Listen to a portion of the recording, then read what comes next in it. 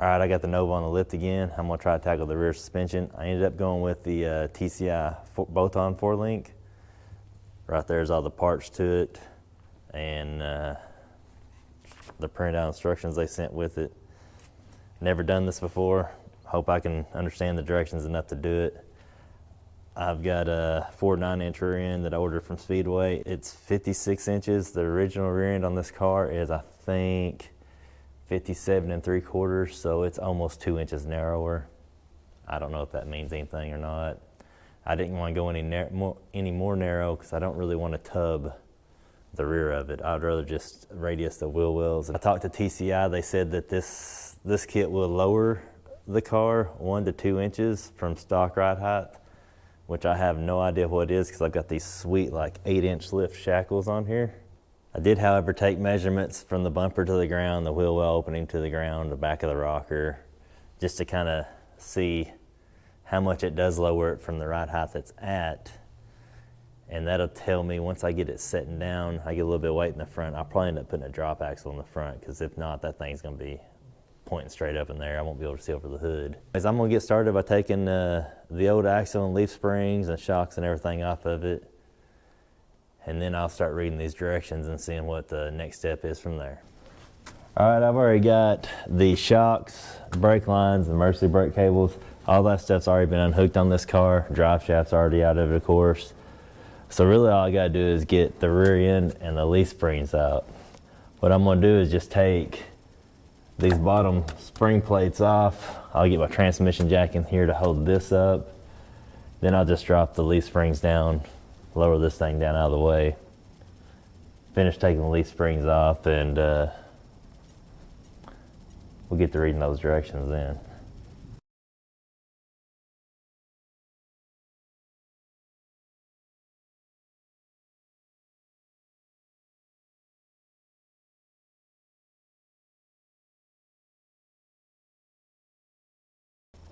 All right, this doesn't seem sketchy at all, so I say we take the leaf springs off now. Perfectly stable.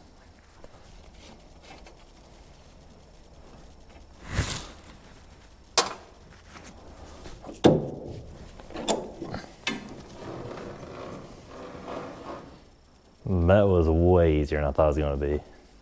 See if number 2 is as easy as the first one.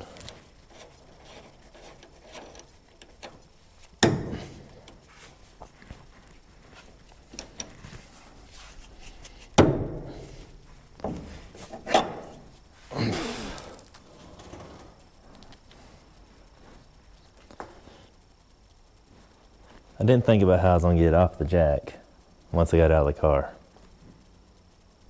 Guess we'll have to figure that one out. I'm going to venture to say that the front leaf spring bolts are not going to come out as easy as the rear. The rear's obviously been off before because those sweet shackles. The front don't look like they've been loosened since 1964, so hopefully we'll get those broke loose pretty easy. We'll see.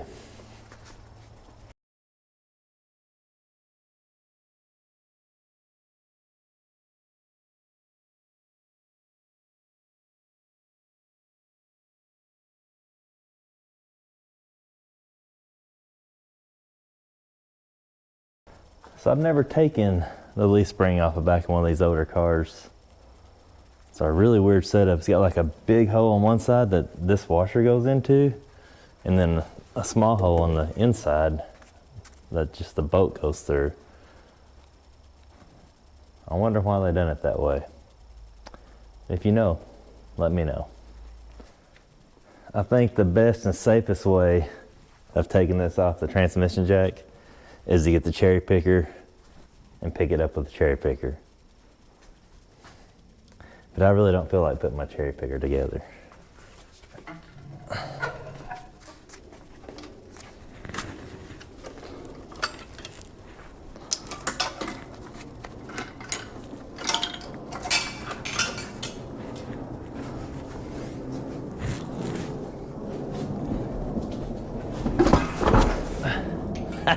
That did not work. See, what I was hoping to do there was to pick it up over that. Never mind, it didn't work.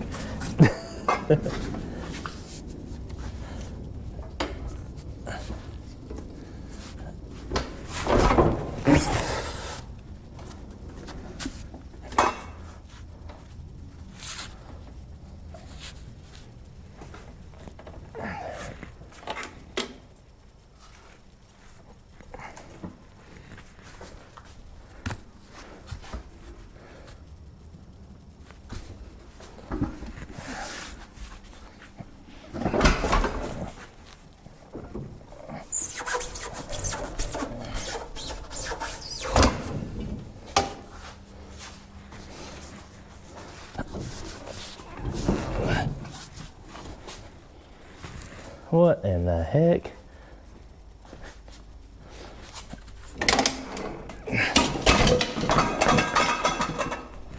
Nailed it. And that, folks, is how you tear up a rear end or transmission jack, depending on which one got tore up. But at least I didn't have to put my cherry picker together.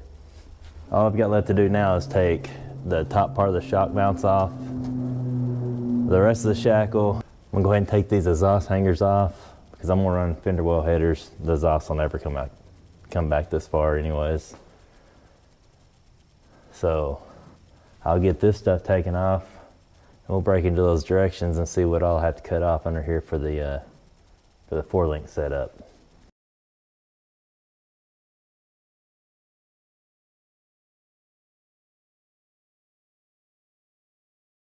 Wait till you see the bolt holding this exhaust bracket on. Yeah, wood lag bolt through the sheet metal. Okay, I read the directions and it says to take the front spring hanger off, the emergency brake bracket, the bump stop, and that's all it says. It doesn't say to take this piece off, and I don't even know what this is called, but if you look in the pictures, it's gone too, and that piece has to bolt right there, so this has to disappear too. So 1, 2, 3, 4 things on this side, only 3 things on the other side. It recommends you use a spot weld cutter. I bought like 3 of them from Harbor Freight because I figured they're not gonna last long. So I'm gonna try that. If that doesn't work, I'll probably just start using a grinder. I'm gonna get started on taking this stuff off. I'll probably start with this because it looks like it's the easiest to get to, and that'll be what I practice on. So my plan is to take this piece off on both sides, get a little practice run in before I start tackling the harder to get to stuff. I've never used a spot weld cutter before, but that kind of looks like a little hole saw. So, well, we'll try and see what happens.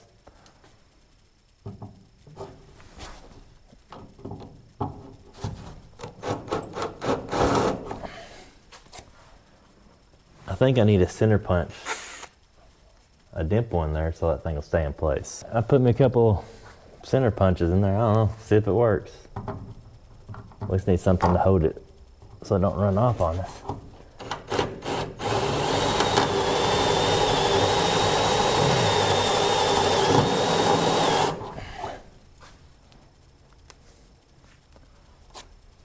It's cutting a hole.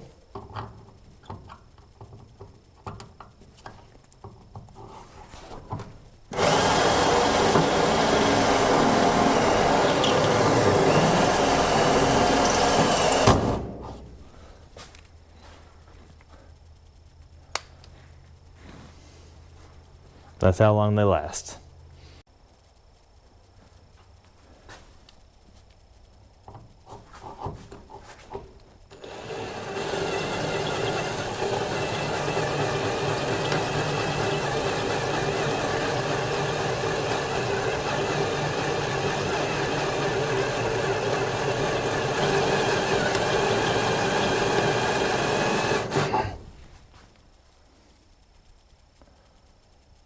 I guess the trick is to go extremely slow with it.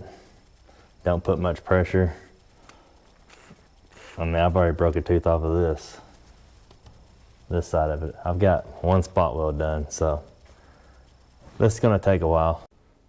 All right, I got that 1 little bracket off and the emergency cable bracket off. And it was a pain in the butt. I've already broke 3 of those bits, by the way.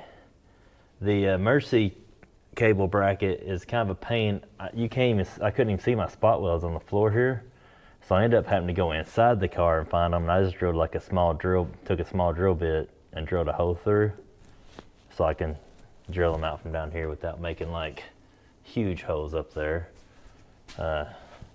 Those 2, totally missed them. I went to prying it off and tore a couple holes in the frame. This side I did really well on. Ended up having to grind most of this side because I just couldn't get the drill in here because of the rocker. So I just took a grinder and ground all the spot welds off. It actually turned out better than the other side that I used the drill bit on. I'm just gonna continue to cut the rest of these brackets off. All right, I got all the brackets off. I got the bump stops, whatever that piece was behind the spring hanger and the spring hanger. I kind of give up on my spot weld cutter after breaking all three of them that I had. I started doing a 3/8 drill bit, just drilling that as far as, you know, in through the first layer of metal and then coming behind it with what I had left of a spot weld cutter. That seemed to work out okay. These outside pieces I had to cut off with the grinder because you can't get a drill between here and the frame rail. And the spring hangers were pretty easy because you could just take your cutting wheel and grinder, just cut them off. That cuts them out of the way. You don't have to actually do any spot weld removal on those. So those actually turned out pretty easy.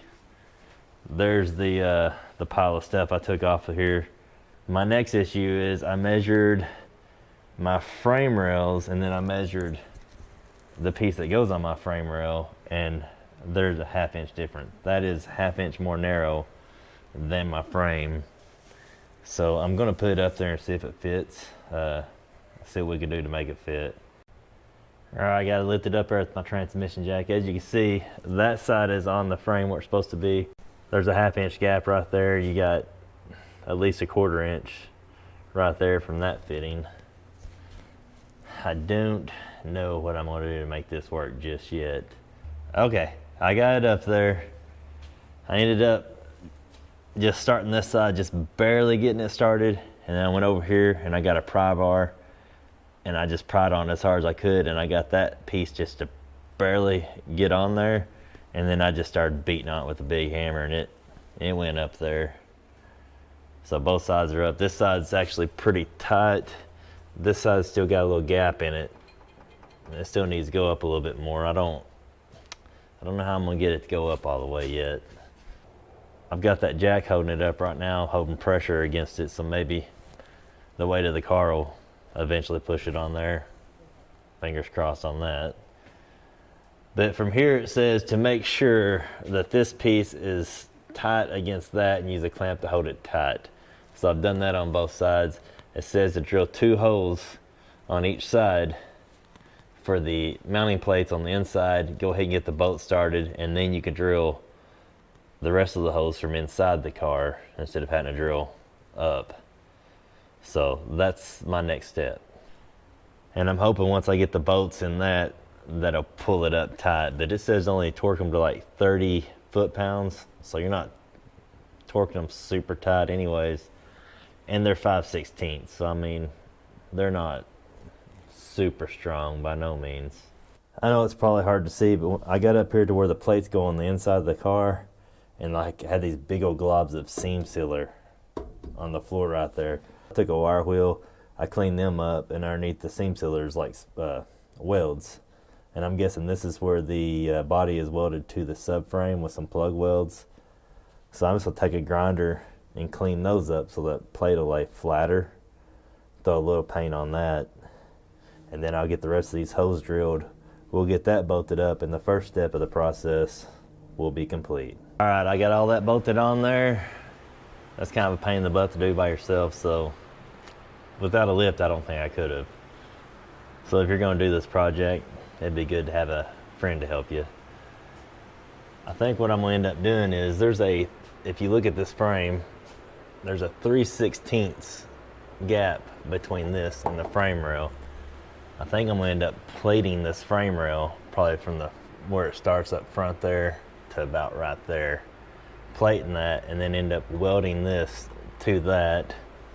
And then I think I'll weld this and that to that. But that's at a future time. It's on there today, and I'm fine with it the way it is. I mean, it's gonna be a little bit for the cars running, so I'll have time to mess with that later. The next step in the instructions is to install these subframe connectors across here, so let me show you those. All right, here's the subframe connectors. In that package of bolts that come with these square plastic caps, I'm figuring they go in there, so I'll get those knocked in there, and I'll show you how these go on.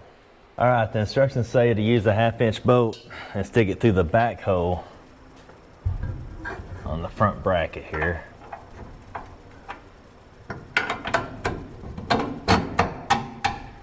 And then you swing it up to your other subframe connector to mark the holes to drill. And it says it needs to lay flat against the floorboard. Well, I'm not going to be able to lay flat against the floorboard because of this little lip right here. So what I'm going to do is just lift this up and take a Sharpie and mark that, and I'll cut this part off to where that'll lay flat against the floor. I don't know how well you can see that in the camera, but I just took that, looks like a drain hole plug or something. I just took and cut the lip off the edge of it there, and that was enough to lift it up and make it set flush. As you can see, it sets flat against the bottom of the floorboard there now. Now all you need to do is drill 2 3/8 holes through that existing subframe, and we'll bolt that up, and then you put your other 3-inch bolt through here, and that part is complete. I don't know how well you can see it, but on the driver's side, when this goes up, it hits the parking brake bracket here and that little drain plug. So I'm gonna have to cut that little, just trim that little drain plug like I did the other side, but I'm gonna have to take this bracket right here completely off to get it out of my way. All right, it's starting to look like something now. I went ahead and put the, just set the transmission cross member up there. If you got one, it comes with all the little bolts and stuff. The next step's going to be the shock and pan hard bar mount that goes right here. So I'm probably going to get my transmission jack out, lower this car down a little bit, and see if we can slide that on there. I got it in there. That thing was way easier to get in than the other Crossmember. So you have to persuade it a little bit with a hammer. I used the transmission jack to hold it up there to where I got it just barely on there, and then I had to knock the other side on with the hammer. But once you get it started, it just takes a small hammer to knock it on there. Directions say to get 27 13/16 of an inch from the front of this to the back of that. So what I did was just hang a level off there, magnetic level off the front of that, and then I just measured to the back side here, which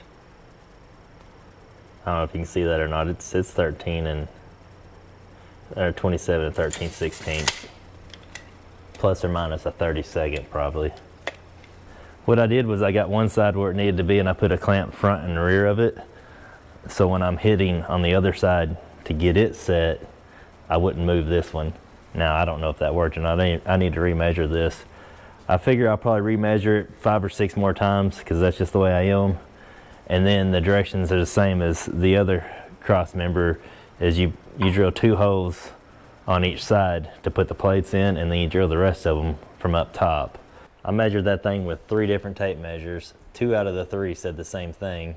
So I figured, hey, I'm pretty close. So I went ahead and drilled my hose, and I bolted that in. So that is in. The next step is to get these little brackets welded onto the rear end housing. And basically I'm just gonna take this bracket and cut it right there so I could fit it around my tube and weld it back together. So I numbered them so I would know which side went with what when I tack weld them back on. And there's the directions on how to do it. It says that the brackets need to be 30.5 inches to center on the spread. So I've been doing some math. This is what I come up with. My axle housing from outside of flange to outside of flange was 51 inches. So half of that is 25.5. The brackets are going to be 30.5 inches to centers. So half of that is 15.25. So I took 25.5 minus 15.25. That gives me 10.25, and that will be from the outside of flange to center of that bracket. Because it's going to be easier to measure from the outside of the flange than to try to measure from the center to where the bracket goes. Then I measured the width of the brackets. They were 2.25, so I took 1.25 inches or 1 1/8 off of my 10 1/4 measurement. So from the outside of the flange on the axle to the outside of the bracket should be 9 1/8.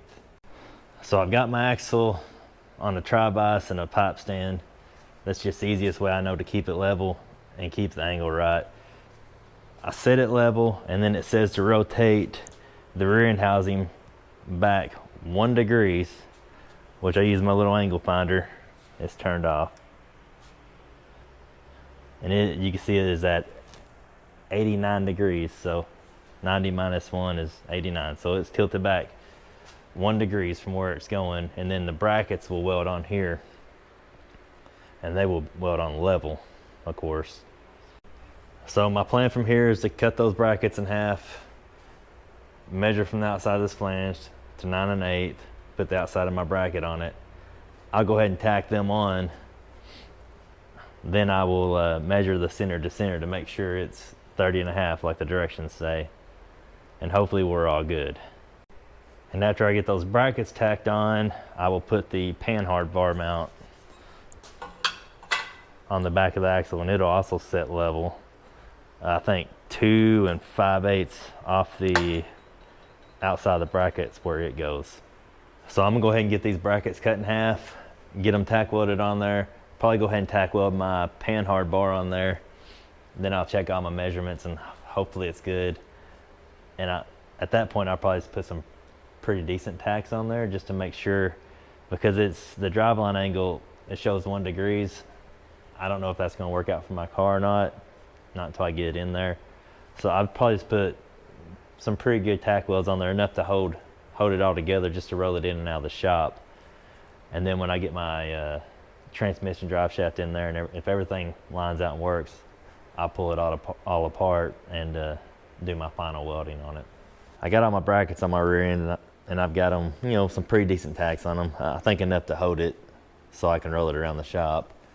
I went ahead and put the link arms on. It says to adjust these 20 inches eye to eye, which I done. And in the directions it tells you to put these in the top hole and the lower hole. But I got in contact with TCI and told them what I wanted to do. And the guy on the phone said for me to start out with them in these holes and see how I like it. So that's where I put them. I'm gonna go ahead and get my rear end up on the transmission jack and see if I can lift it up here and bolt these up to it.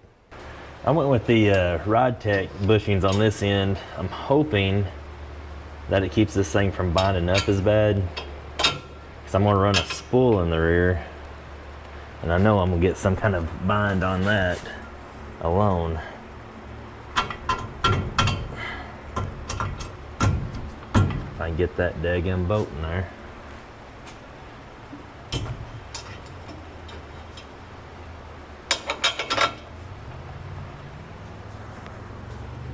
Sometimes these bolts need a little gentle persuasion, I guess.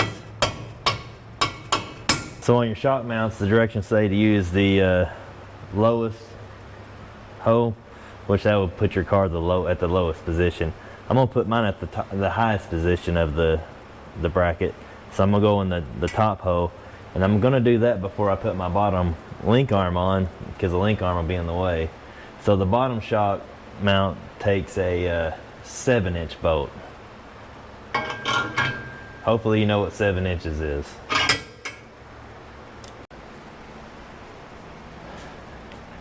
Next I'm going to slide my shocks into the top brackets. Takes a small spacer on the top and a big spacer on the bottom. There's pretty much only one hole it can go in, so I don't think you can mess that one up.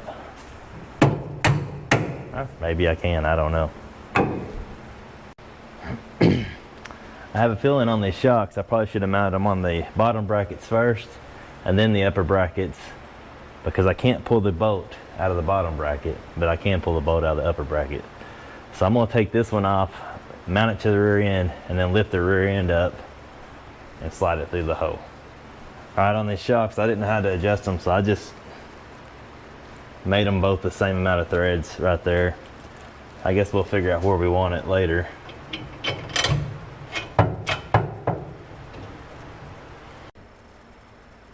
I got all my shocks on there. I don't know how well you can see it on camera, but it's not straight up and down.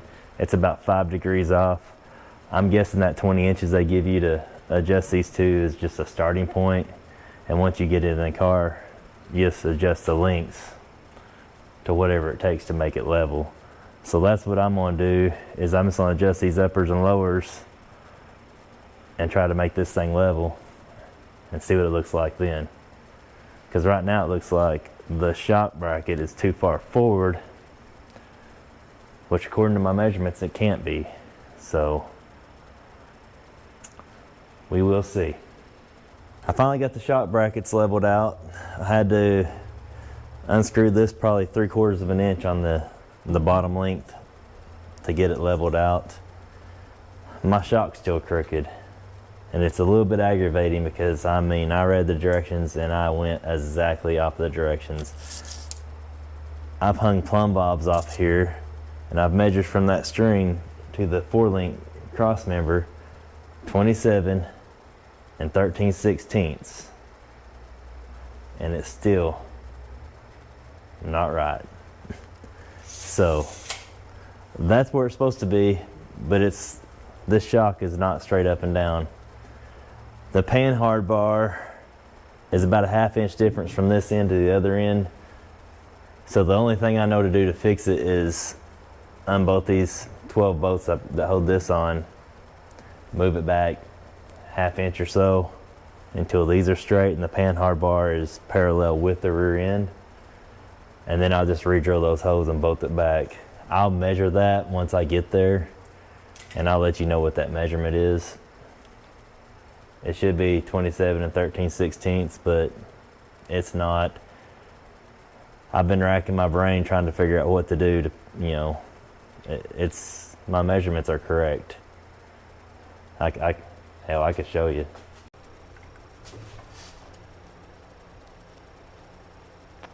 As you can see, the back side of that string is at 27 and 13/16. I don't know how you can get it any closer. It's 27 13/16. I will say, when I looked at the pictures, if you look at them very closely, there's ridges here on the side of the frame.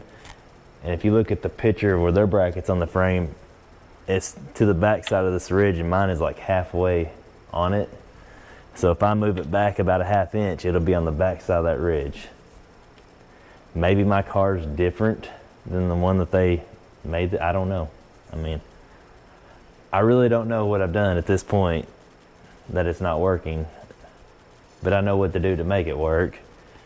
Is I'm gonna take this, move it back. I'm gonna make it work. I'm not trying to gripe and complain. I'm just aggravated. So here's the plan. I'm gonna take those 6 screws out on each side. I'm gonna put this shock back on with the bracket on it, with the spacer on it. And I'm gonna move this back until the pan hard bar is parallel with the axle. That should straighten the shocks up. And I'm just gonna re-drill those holes, put my bolts back in it. I think that'll fix all of it.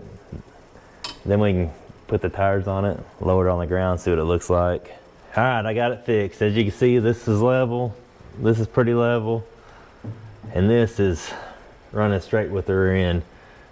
What I ended up doing was measured from the axle housing to the middle of the pan hard bar back here where the bracket's at. And it was like 6.5 inches. So I just kept moving this shock bracket back until I had 6.5 inches between the center of it and the back of the axle here. And after I did that, I pulled a measurement from my string line, which is the face of this shock bracket, to the back of the 4-link bracket there, and it was 28 and 13/16. So I moved it back exactly an inch. So I got online, I asked the questions. Evidently I'm the only person that's ever had this problem. I don't know what I done wrong, where I went wrong, where I measured wrong. I don't know. I know I like the way it looks now, and I believe that it'll work. I ended up keeping the 20-inch center to center measurement on the top links. I unscrewed the bottom links out a 1/2 inch. I think the reason my measurements are different from the instructions is because I put them in different locations on the brackets and what the instructions say to do. And raising my shock up to the top bracket when they say to use the bottom bracket. I think those things may have had something to do with my link adjustments. But as far as the shock, I don't know. My advice would be, if you're going to do this kit here, is to when you just go by their measurements, but only put like 2 bolts on each side of this, then put all this together and see if this lines up, because in your case it may 100% line up, it just didn't in mine. And if it's good, then I would drill the holes. And if you need to move it to make this even with this, or make your shocks straight, move it, and then you drill the rest of your holes. But if I was to do it again, I'd only put 2 bolts on each side of this just to kind of hold it in place, then put everything together and make sure it works. I went ahead and put my axle shafts in. I'm gonna go ahead and put my tires on there, set this thing on the ground. We'll take a look at it. There it is, sitting on the ground. I measured from there, my rockers and the rear bumper. It looks like it dropped about 1.5 inches in my case. I'm sure yours will be different. I'm running, right now it's sitting on a 205/75/14, and the bottom of the fender well opening is 24.5. So if that gives you any idea of what it'll put yours at if you're running about the same size tire. Now that measurement there is with the shocks sitting at the highest setting, so you could go down with it. I bet I could drop it another inch, maybe 1.5 inches lower than what it is with the brackets on the back. But I wanted to put mine in up as high as it would, just to see what it would look like. Currently my measurement from the back of the rocker panel and the front is 4.5 inches difference. I started out at a 3-inch difference. I like the 3-inch difference. I'd more rather see a 2-inch difference is kind of what I'm going for. So I'm probably end up having to lower down the front, but I'll get the motor in it, get some weight in it.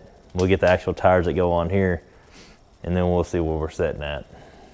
Kind of give you a walk around of what it looks like. Right now, the front bumper is sitting at about 9 inches higher than the rear. So that thing's sticking up there. I mean, as you can tell, it's pointing up. I don't think I could see over the hood at this point if it stayed where it was.